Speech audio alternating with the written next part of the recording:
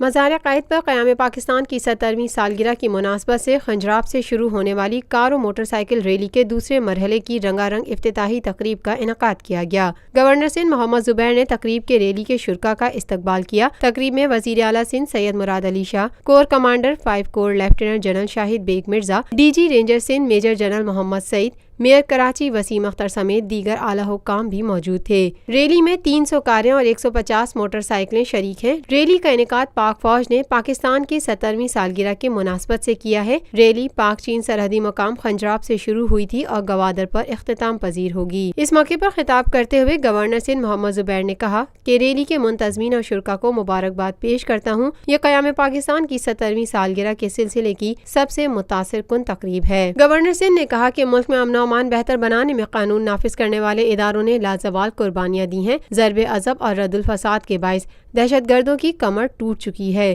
Rally سے امن کا پیغام عام، قومی یکجہتی میں اضافہ ہوگا۔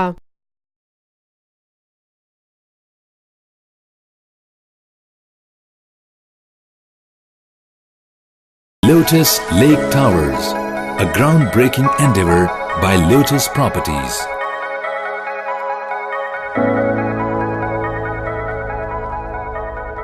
یہ ہے خبر کا جہاں اور آپ دیکھ رہے ہیں TNN TV۔